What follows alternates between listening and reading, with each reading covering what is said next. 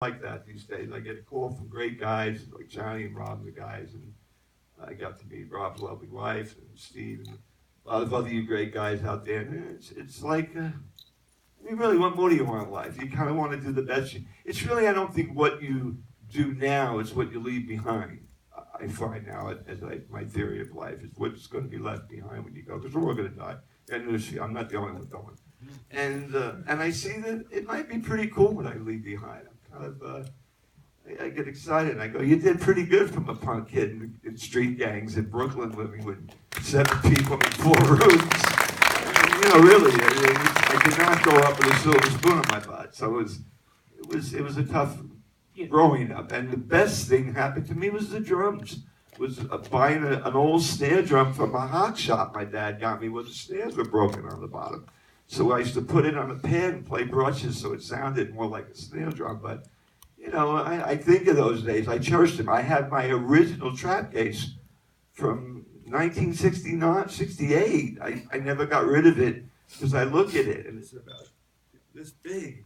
And now I have the whole garage with 1 million, you know, road cases, which we all know how big they are. They're huge. You can fit 20 dead bodies in them. And so every so often I go down and I pull the old trap case out and the spiders and the webs. And I go, they remember that?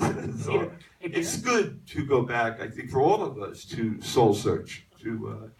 And giving is better than receiving. And I really mean about forgiving to live. You got it.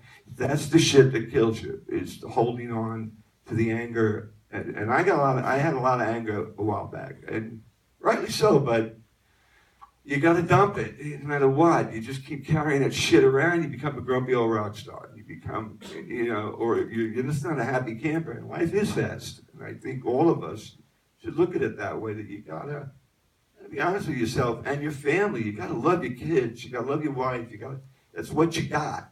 You know, people come and go, but not your wives and your kids and your family. That's very, very important to me.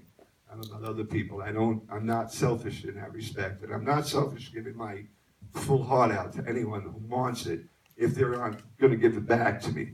You know, bullshit with me. I don't need that. You know, I love honesty. I love God. I love my fans. I still do. I still think of how lucky I am that, you know, I really am. And sometimes my wife has to slap me around a lot to remind me of that and get me off the freaking couch and say, you got to go see your fans. They miss you. So.